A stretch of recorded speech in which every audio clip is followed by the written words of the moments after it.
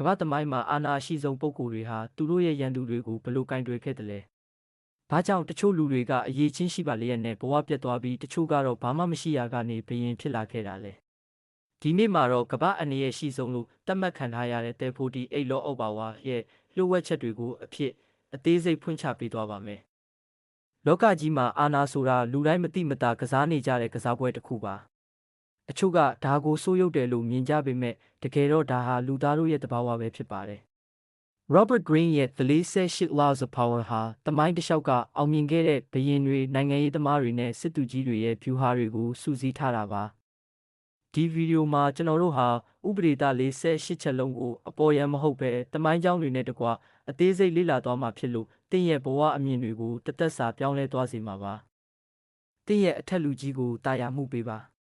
သင်ဟာသူတို့ထက်ပိုတော်နေရင်သူတို့မှာလုံခြုံမှုမရှိတော့ပဲတင့်ကိုအန္တရာယ်ပြုလာပါလိမ့်မယ်1660ခုနှစ်ပြင်သစ်ပြည်မှာဗန်နာရေးဝန်ကြီး Nicolas Fouquet ဆိုတာရှိခဲ့ပါတယ်။သူဟာအရန်တော်သလိုစီးစိမ်နဲ့အရန်ချမ်းသာပါတယ်။အဲ့ဒီအချိန်ကဘရင် Louis XVI ဟာငယ်သေးတော့ Fouquet ကငါသာလျင်ဘရင်ပြီးရင်အာဏာအရှိဆုံးပဲလို့ပြချင်ခဲ့တယ်။သူဟာ Versailles ဆိုတဲ့နန်းတော်ကြီးကိုတိဆောက်ပြီးဘရင်ကိုဖိတ်ကြားကမ္ဘာမှာအခမ်းအနားဆုံးပါတီပွဲကြီးကိုကျင်းပခဲ့ပါတယ်။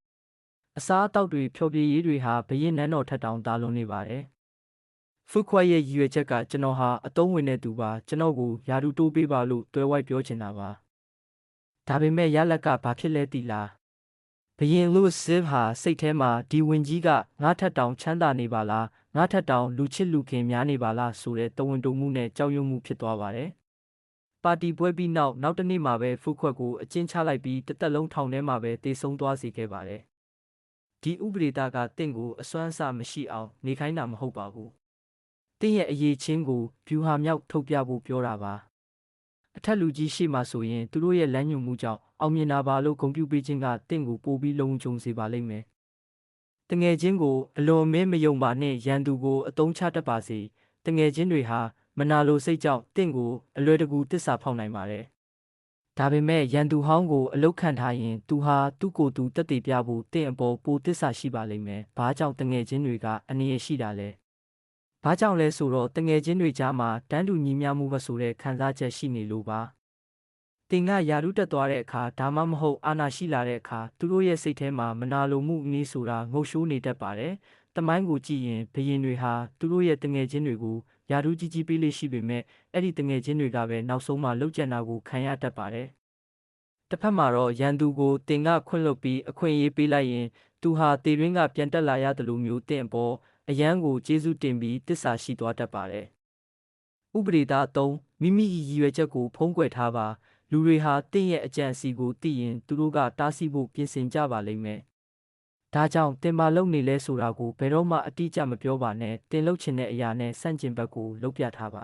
။ဥပမာတင်ကတစ်ခုခုကိုဝယ်ချင်နေရင်အဲ့ဒီအရာကိုစိတ်မဝင်စားသလိုဟန်ဆောင်ပါ။ဒါမှတစ်ဖက်လူကဈေးမတင်ပါပါရိုးသားတယောင်ပြခြင်းရန်ဖန်ရန်ခါမှအသေးအဖွဲကိစ္စလေးတွေကိုပွင့်ပွင့်လင်းလင်းပြောပြလိုက်ခြင်းဖြင့်လူတွေရဲ့ယုံကြည်မှုကိုယူထားပါ။ဒါမှတင်တကယ်လုံးမဲ့အရေးကြီးကိစ္စကိုသူတို့ရိပ်မိမှာမဟုတ်ပါဘူး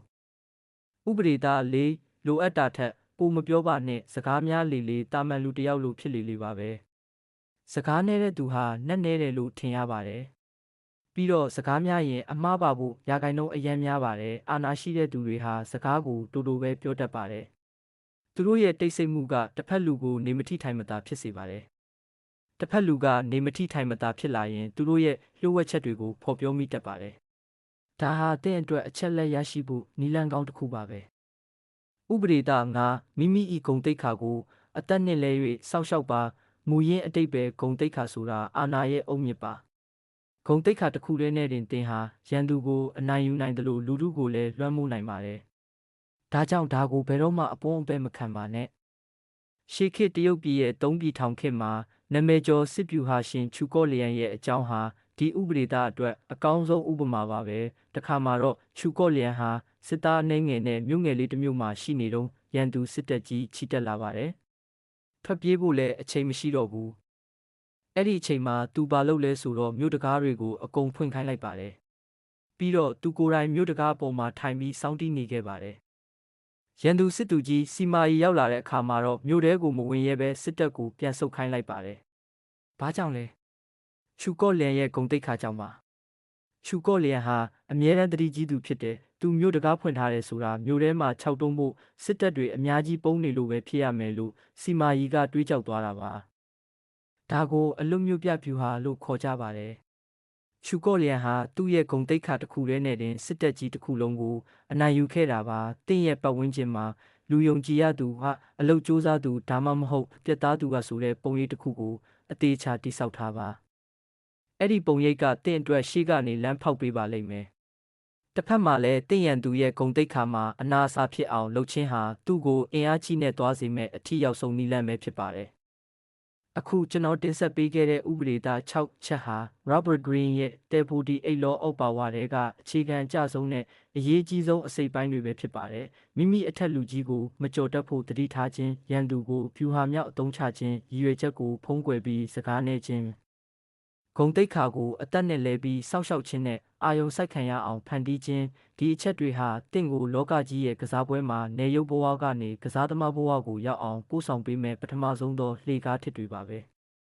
ဒါပေမဲ့ဒါဟာအစပဲရှိသေးတာပါအာနာဆိုတာနက်နဲတဲ့ပညာရဲ့တစ်ခုပါကြန့်ရှိနေသေးတဲ့ဥပဒေသား42ချက်ထဲမှာတင့်ကိုရန်သူတွေကြားထဲမှာဘလို့ရှင်တန်ရမလဲလူတွေရဲ့စိတ်ကိုဘလို့ထိန်းချုပ်ရမလဲဆိုတဲ့ပုံမူကြောက်စရာကောင်းပြီးထိရောက်တဲ့ view ဟာတွေအများကြီးကြံပါသေးတယ်ဒီနေ့အတွက်တော့ဒီ6ချက်ကိုတင့်ရဲ့လက်တွေ့ဘဝမှာဘလို့အသုံးချမလဲဆိုတာပြန်လည်သုံးသပ်ကြည့်ဖို့အချိန်ပေးချင်ပါတယ်ကြန့်ရှိနေတဲ့အပိုင်းတွေကိုတော့ကျွန်တော်တို့နောက်နေ့မှာဆက်လက်ဆွေးနွေးသွားပါမယ်အဲ့ဒီအပိုင်းတွေဟာအခုအပိုင်းထက်ပိုပြီးပြင်းထန်ပြီးပိုပြီးတော့လည်းစိတ်လှုပ်ရှားဖို့ကောင်းပါလိမ့်မယ်ဒါကြောင့်နောက်ထပ်အပိုင်းတွေကိုလက်လွတ်မခံရအောင် channel ကို subscribe လုပ်ထားပြီး notification ခေါင်းလောင်းလေးကိုလည်းနှိပ်ထားပေးကြပါဦးအခုဗီဒီယိုထဲကဘယ်ဥပဒေသားကတင့်အတွက်အသုံးဝင်ဆုံးဖြစ်မလဲဆိုတာကိုလည်း comment မှာရေးပေးခဲ့ပါဦးအားလုံးပဲအာနာရှိသောလွှမ်းမိုးမှုရှိသောဘဝတစ်ခုကိုပိုင်ဆိုင်နိုင်ကြပါစေနောက်နေ့မှာပြန်တွေ့ပါမယ်